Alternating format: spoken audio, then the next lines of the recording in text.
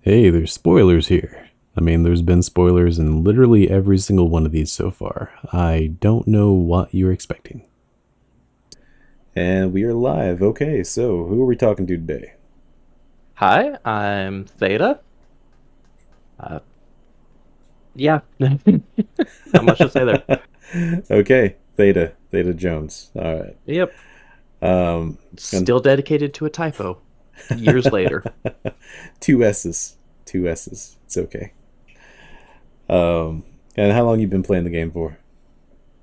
A few years now. I started right when Shadowbringers dropped. So, however long that's been. Okay. Well, it depends on how early into that you joined. It could be 3 or 4 years at this point, honestly. Yeah, 3, 4 years sounds about right, because it was literally like the month of the release, I think. Hmm. Okay. And what class do you like to play in the game here? Summoner mostly, but I am also partial to Ninja for DPS jobs. Okay. Did you play Old Summoner before the changes? Yes, I've played Shadowbringer Summoner and Endwalker Summoner now. Okay. Did you like it better before, or do you like it better now?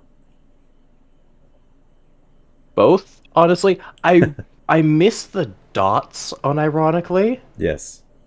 Like I miss having to manage both the dots.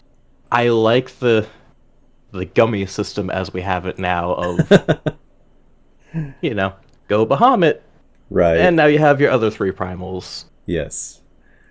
and then Um, I so on. personally I feel like I miss the dots as well. I miss the what was it called, miasma or whatever, where you spread the dots to all the enemies in the Yes, dungeon. That felt really nice. that was so satisfying to do. Just get both the dots on one enemy, and then Yes. all of you are Yes. poisoned now. Suffer. Yes, that was the best feeling old summoner skill that I wish we still had.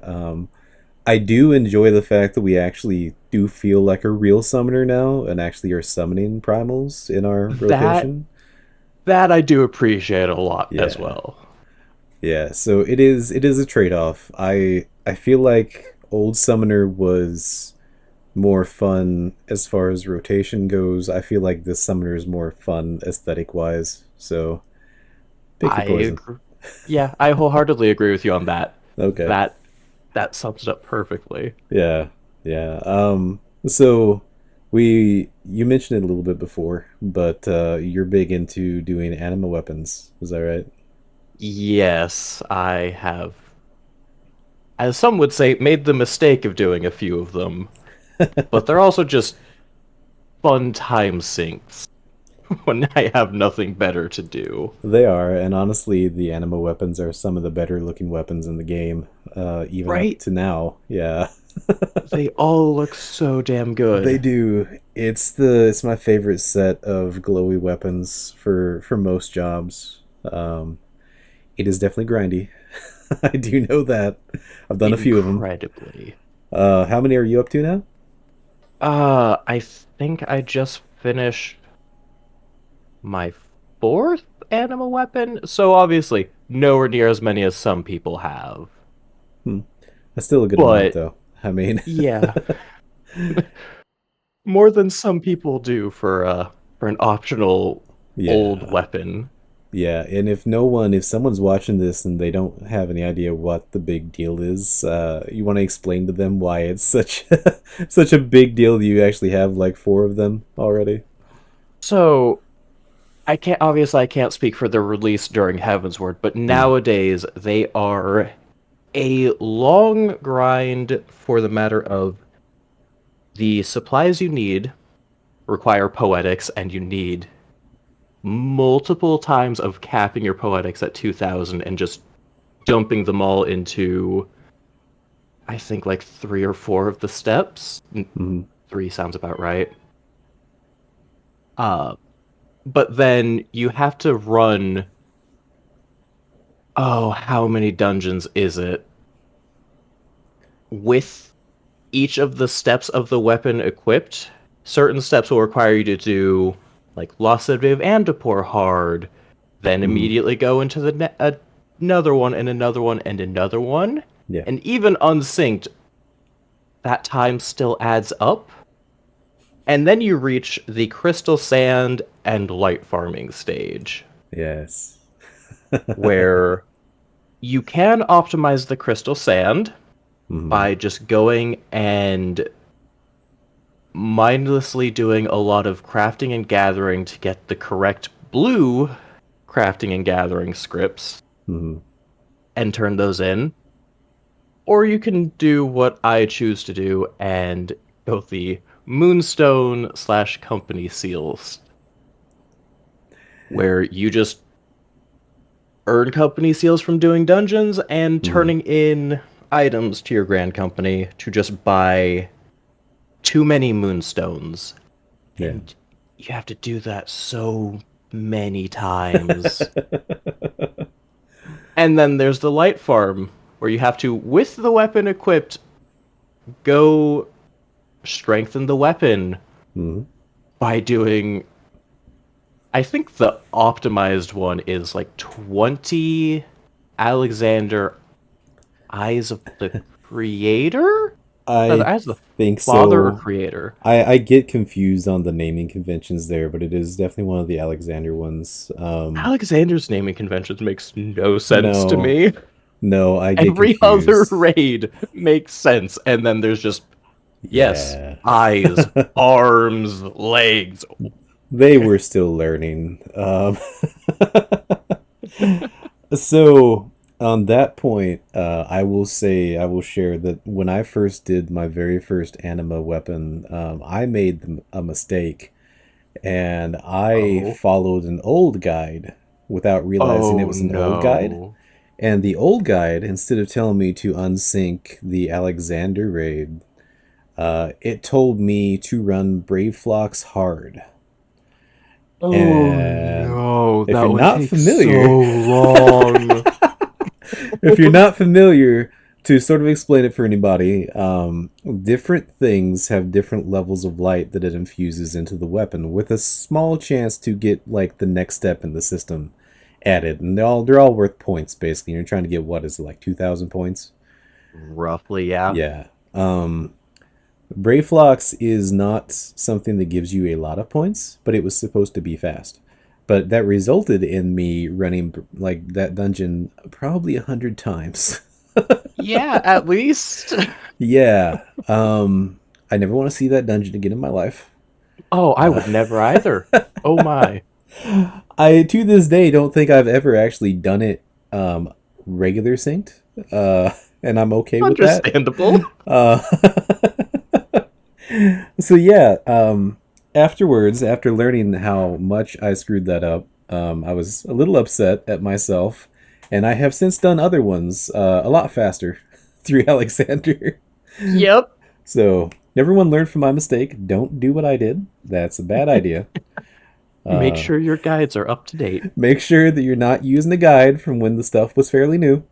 Uh, they are no longer applicable.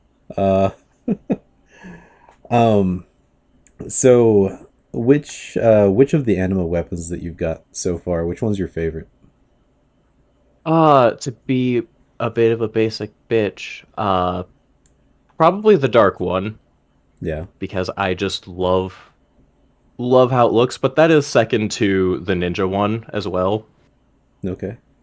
So I Okay. did the ninja relic first, or ninja animal weapon first, and I really love how it looks. It is a And good then, one. of course, I did dark second because Right. who doesn't love a big glowing claymore? Everybody likes the dark one. Um, I think that for me, the first one that I really wanted to get, and the first one I worked on was the machinist one, the gun. Yep.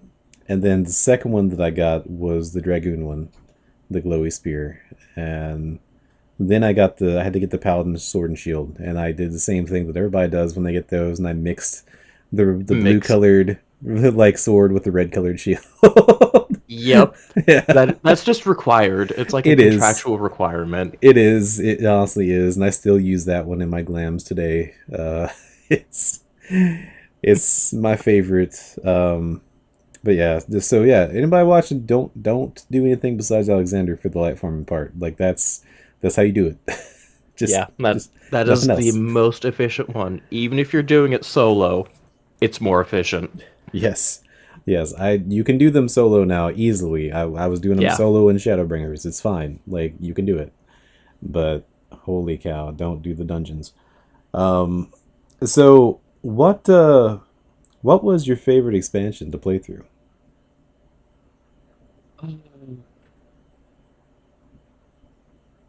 Honestly, Shadowbringers, Yeah. because well, obviously one part of the reason why I chose the Crystarium, Mhm. but I personally really just love the story of Shadowbringers and the point it made of uh I suppose spoilers for Shadowbringers Yeah, there's going at to be a this spoiler point. warning. Yeah. Uh but the story of too much of any, in 14's case, any aspected aether imbalance or sorry. In Shadowbringer's case, too much light can be just as harmful as too much darkness. Yeah. Which up to that point, we're always in any game ever, darkness bad. Right. And then you reach Shadowbringers and you see, oh no, it has its place. Yeah. You need to have a balance or the world will just die. Like, you look at the Eden raids of bringing balance back to the empty, Mhm. and you can see a little bit of the right aether here, a little bit there, and everything will start slowly regrowing. Right.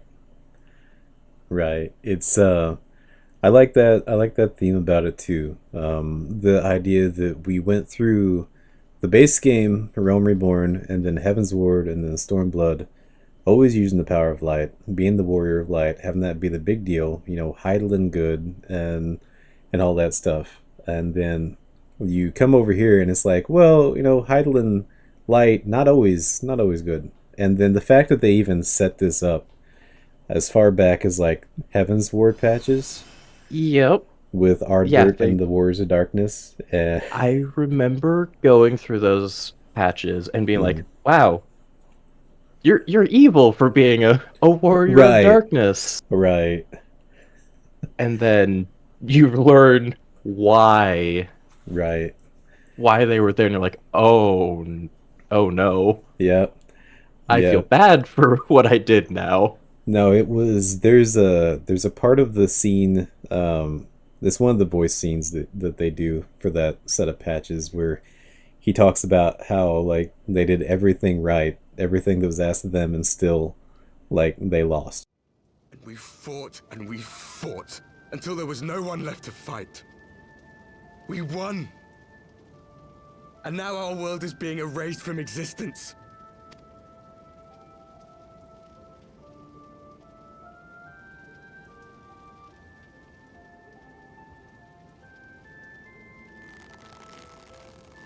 We did everything right. Everything that was asked of us, and still it came to this. You of all people should understand. We will not falter. We brought our world to the brink of destruction, and now we must save it. Basically, they lost by winning, Yep. and that yeah, that was good. I appreciate that a lot. And then having it all like come around, and then you come here, and then Ardbert's here, and he's like your invisible buddy, and he. Do you remember the scene in Shadowbringers where there's a bunch of Sin Eaters attacking Lakeland, and there's like these two soldiers, one's wounded, and Ardbert's watching over them, and then there's like a Sin Eater coming behind him, and he tries to run and like save them, even though he knows he Even can't. though he knows he can't. Yep. Yeah. Yeah. You feel so bad for this guy this whole time, and it all He's comes just around. he's the last of his friends left stuck watching. For like 100 years. Yeah, he just had to sit and watch, and eventually we come along and help set things right. But Right. 100 years of just staring, knowing you did everything you thought was right. And then knowing that everybody hates you now. 100 years later, people don't remember anything about you other than it's your fault. Yeah, all Yeah. they remember is the flood of light was your fault. They don't remember why Hmm. what you were doing that caused the flood of light. They just remember you did this to us. Yep. Yep. It's really good storytelling the way that they put all the pieces in there and they spread them out throughout the story.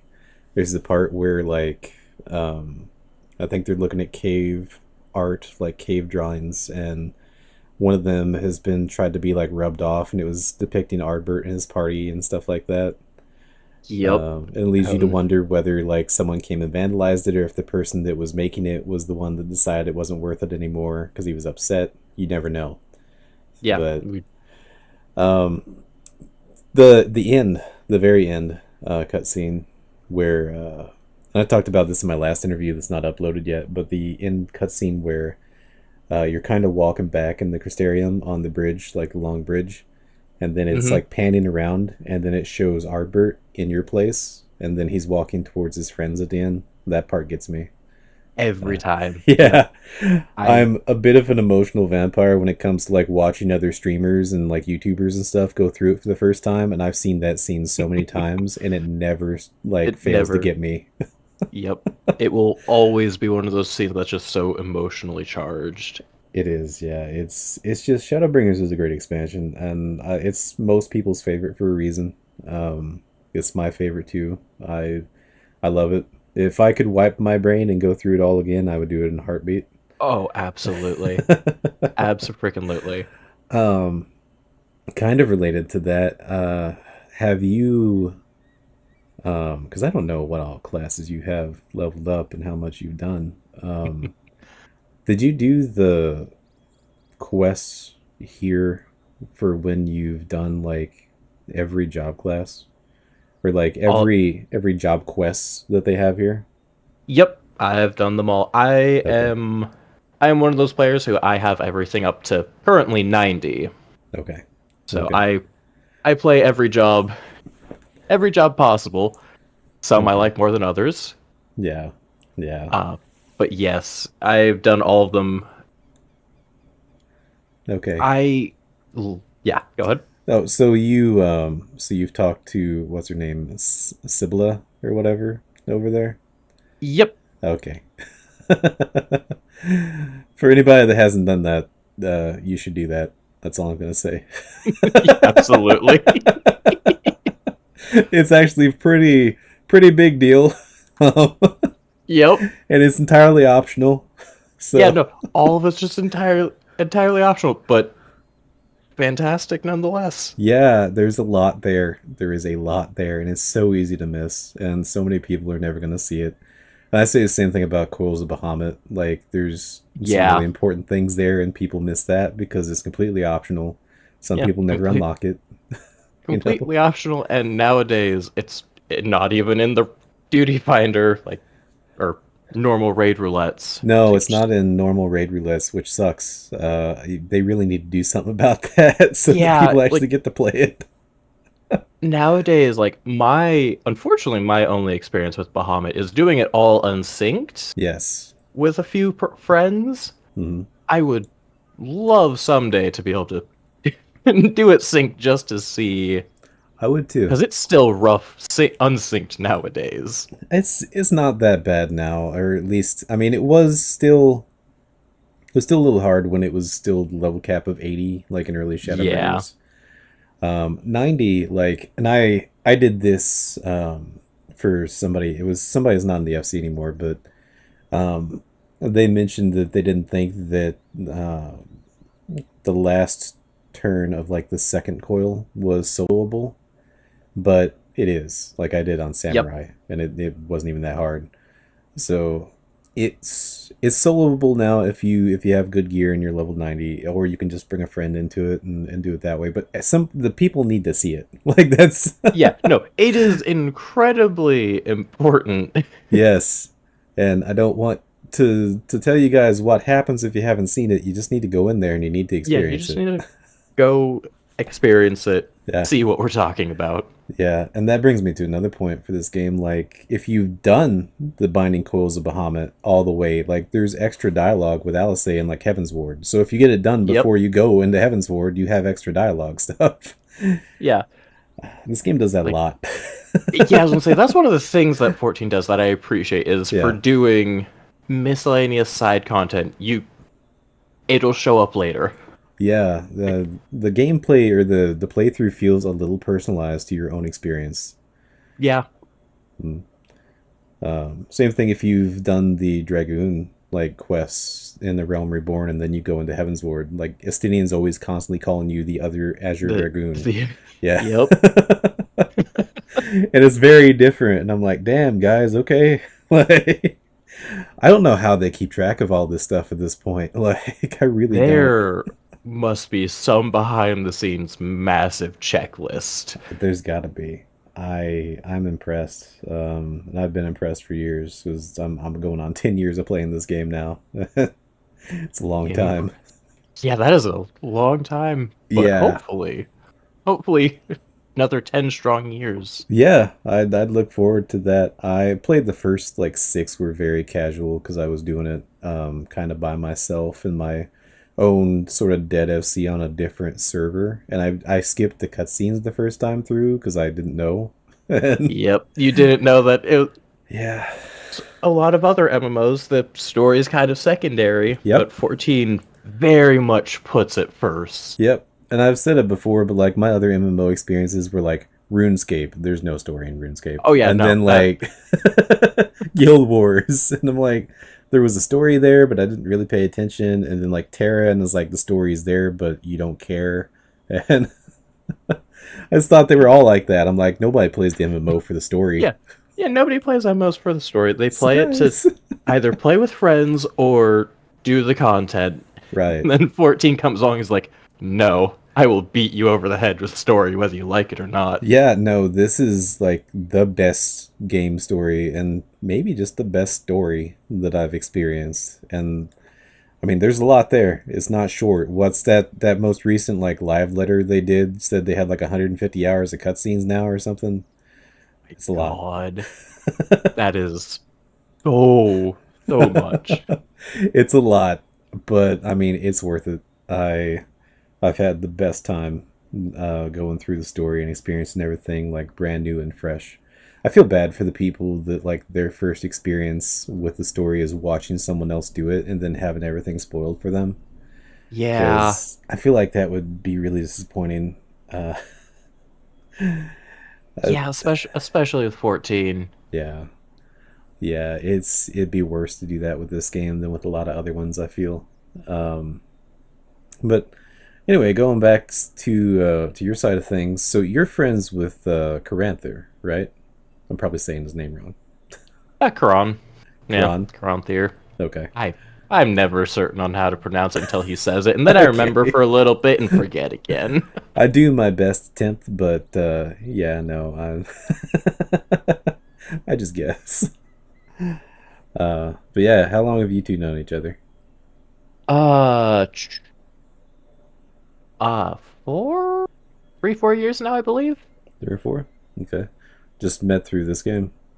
No, we met outside of 14 via a mutual friend who was dragging me in to help him and some of his other friends do raids in Destiny 2. And it kind of just was a happy coincidence that we both Mhm. played 14 as well. Okay. Okay. So you both are in the Destiny 2. I just interviewed someone else, Dakota, who also has thousands of hours in Destiny. It's about the same amount for you. Are you two both just like thousands of hours into Destiny? Yeah, Yeah. yeah, I'd be afraid to look at my playtime for Destiny. Yeah, I said it before and I'll say it again, but every person that I know that's ever played Destiny has either been like, I played it for like 2 hours and I didn't like it, and then I never played it again, or I played it and I'm still playing it and I have like 4,000 hours in Destiny. Like, There is no in there between. isn't. No, it's either it's got you and then it's got you forever and it takes like a quarter of your life with it, or you just don't like it. Yep. Yeah, exactly. Yeah. I obviously fall into the camp of I Mhm. love it to the end. Well, I tried it, but I played by myself, and that was probably a very different experience. And it didn't hook me. Yeah, So no, that's completely understandable. yeah, yeah. So I I will am never so try to free. Yeah, I will never try and bully people into playing or liking Mm. Destiny because it may just not be some people's games. The same way 14 isn't everyone's type of game. So I guess I never really asked about it though. Honestly, what is the driving factor behind thousands of hours of Destiny gameplay? Like, what's the loop that keeps you in there? For me personally, it has to be the gunplay and abilities are just so satisfying, and I've yet to find another game to fill that. Okay. Added on to the story is I personally like the story. Okay. It's a very simplistic light versus dark story. Hmm. Slightly more nuanced, slightly less nuanced than 14's. Okay. But adding to that also I really like doing the end game content of the raids, nightfalls. Okay. That's what keeps me going is the new content that they do every season and raids always. Okay. I do feel like I hear people that like Destiny talk a lot about the raid part of it, about really liking how the raids go. And the gameplay, the abilities, and the gunplay and stuff. I've heard that too. I've not heard the answer about liking the story as much. That's fair. Destiny 2 has had some real high points uh, and some real low points on the story. We don't okay. talk about year 1. Well, I wouldn't know. I've never experienced it. I don't know the lore behind it. I think that Shun does. I think he's talked about it before or tried to, and my eyes glazed over and and I didn't. He tried to explain it, and I was like, huh. Nope, no Yeah, more, please. yeah. But I mean that's cool, and if any game that can keep your attention for for anyone's attention for like 3 or 4 thousand hours of gameplay, I mean, there's got to be something good about it. So uh, if it hits all those notes, maybe they'll make a Destiny 3. Who knows? Someday, maybe. Someday, But yeah, so let me see here. So this is obviously you mentioned it before. We're sitting in the Crystarium in Shadowbringers here. Why is this your favorite area? Uh, because this was, like I said, when I started, Shadowbringers had just dropped. Hmm. So finally being able to reach the Crystarium and starting Shadowbringers was a very big moment for me. And so I spent a lot of time here, obviously, doing the MSQ, Right. but then also just AFKing here because I really like the music for both the day and night cycle. Yeah. And I appreciate how the scenery is different from, you know, the rest of 14's of, the trees are purple. Like you got just those slight differences that kind of stand out when you've been staring at, like Evansward, all the snow-covered Right. landscapes, Right. uh, everything in Stormblood, and then you reach Shadowbringers like, yes, we're back to just, like foresty land, but hey, look, it's purple. And Right. The then trees are purple, and then some of the ground is purple. And then also having the crystal tower just Yes. sitting there in the background as well. Yeah, the crystal tower. I love the crystal tower as a symbol. I always like seeing it in the background, like Mordona and stuff like that, and having it Yep. here is like the center or the high point of the city is a really nice backdrop. And when it comes through in a few cutscenes, like it's really impressive. It's really grandiose, I guess is the best word for it. Um, so I've always said this since like Shadowbringers launched, but I really want them to put a housing area, like a residential district, in the Crystarium. I would love that. I say as a person who's too broke to afford a house, but I would still love it.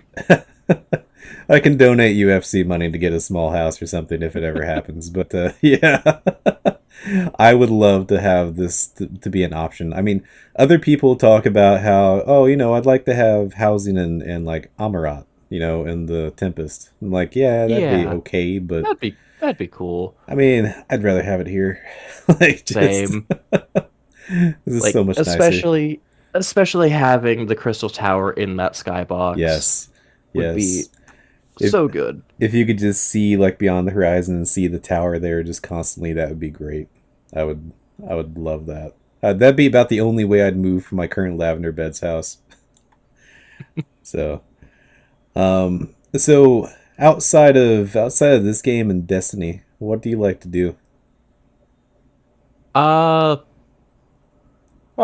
so outside of just gaming in general, I, as I'm staring at the unfinished set next to me, like to Legos. Unironically, I do like to collect those now that I actually have base and I'm staring at an unfinished mantis Okay. right next to me.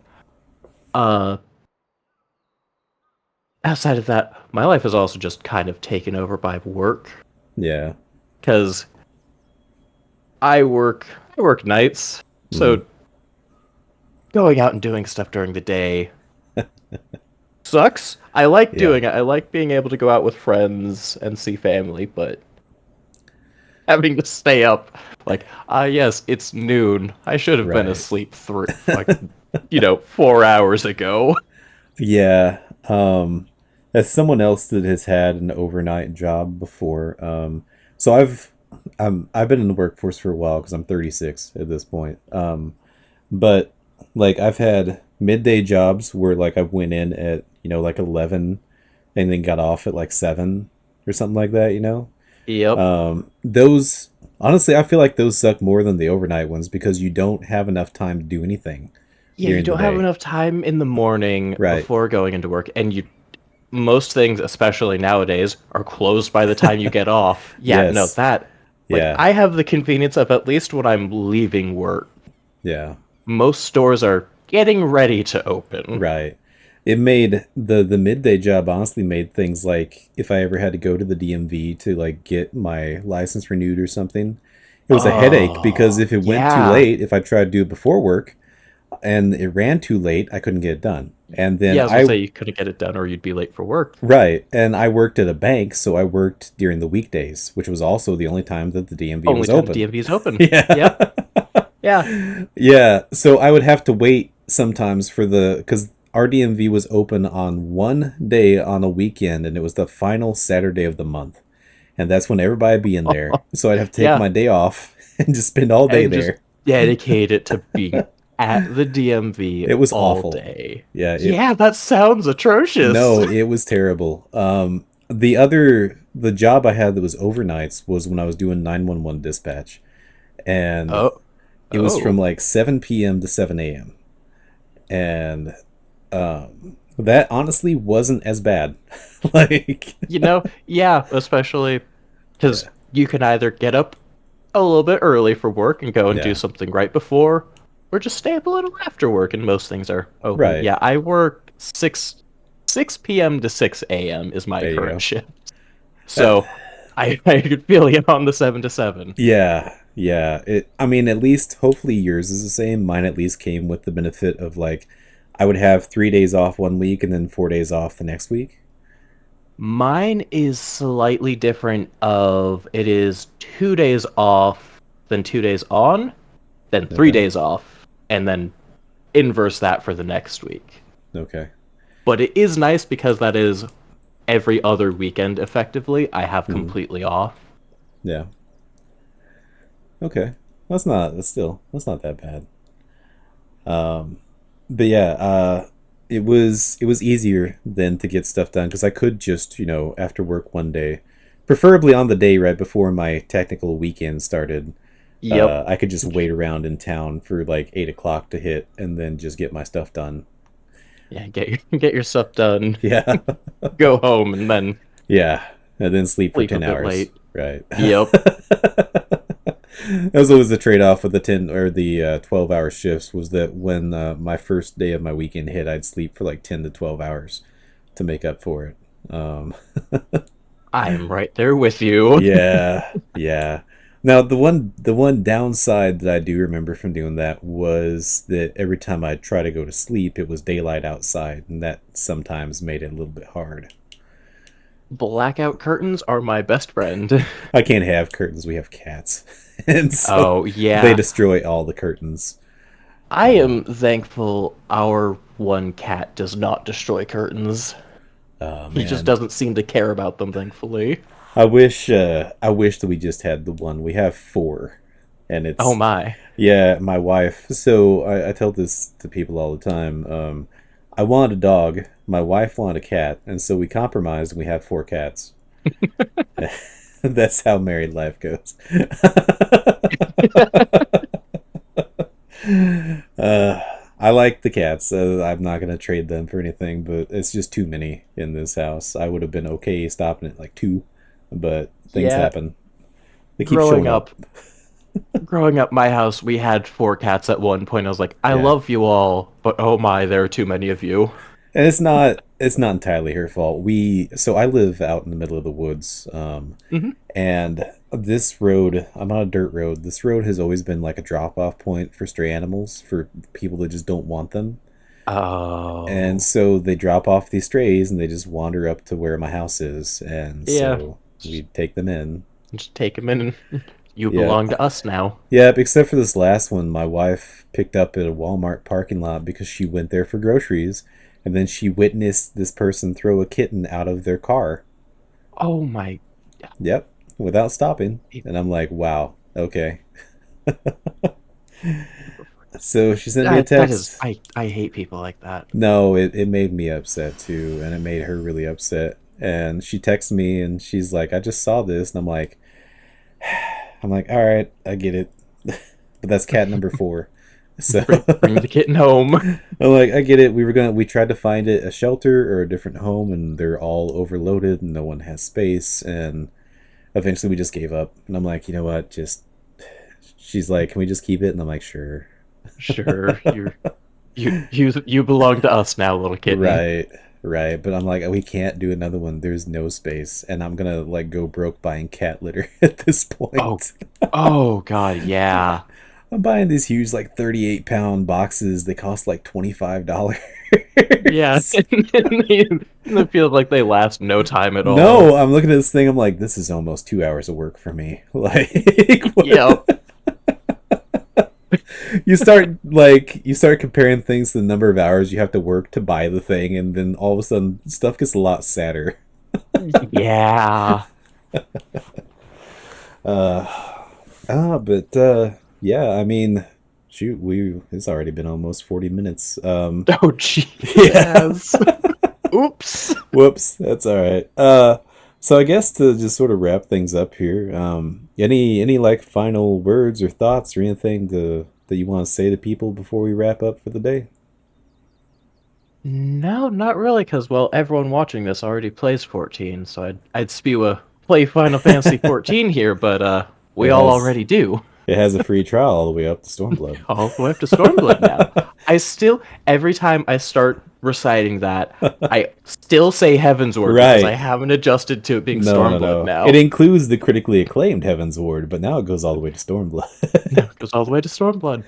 uh Yeah, in case some random person happens to watch this video, the free trial is definitely worth it. That is like 300 hours of content right there for free. Yeah. It's Yeah. ridiculous. I am genuinely surprised that Square Enix is just like, screw it, yeah, it's free. Here you go. I feel like they're just so confident that like by the time if someone plays it and they get through like Heaven's Ward, I feel like they're pretty confident that person's gonna buy the game. That person's going to buy the rest of the expansions. Yeah. Yeah, yeah, and then they're gonna have a customer for like life at that point. So Yeah. Look at you. yeah, yeah. I am someone, and I said it before, but I am someone that for years was just absolutely completely opposed to having a subscription to a video game for any reason. I'm a penny pincher. I try to save money, and the thought of having to pay for something monthly and not just like own the rights to play it at all times was really something I was not a fan of. That's why I never played WoW. That's why my MMOs were RuneScape, Guild Wars, and Terra because they were all free to play. All free to play. You Yep. bought Guild Wars one time and then you could play it online And for you free could forever. forever. Yeah. So I took the chance at this one because I love Final Fantasy. I was a huge fan for like ever since I was a kid. And 1.0 launched and it had terrible reviews. Yep. Uh, so I was like, oh yeah, the online Final Fantasy just never works, right? And then a couple years later, all the reviews were like updated and people were going crazy over how much better it was. And they were getting like 9.0 ratings and like 9.5 and stuff like that. And I'm like, damn, okay, I'll give it a Damn, try. what happened? And then, oh, look at that. I 2.0 was, happened. yeah, I was so needy for like a new Final Fantasy game that I would like because for 10 years all we got were the 13 series. It's like 13, 13 Yeah. 2, and then Lightning Returns, and I didn't like the 13 series. Yeah, so for 10 years you were just starved of Yeah. anything new from Final Fantasy. Yeah, I'd played through all the ones that I own several times. I played through like 7, 8, 9, 6, 4, like constantly. And it was just to the point where like, man, I just really want a new one, and I was waiting for 15 to come out and it kept getting delayed. And I was Yep. like, fine, I'll try this. You know what? Worst case scenario, I pay for a couple of months of subscription and then I don't Paid for like a it. couple months, I let it lapse, and that's that. Right, right. And turns out this game has probably cost me at this point Oh, uh, yeah, that. $2,000. I don't know. I'd have to add up my monthly subscription by 10 years. Just It's don't think about it. yeah. Don't think Let's about it not. too Let's much. It's not. So fine.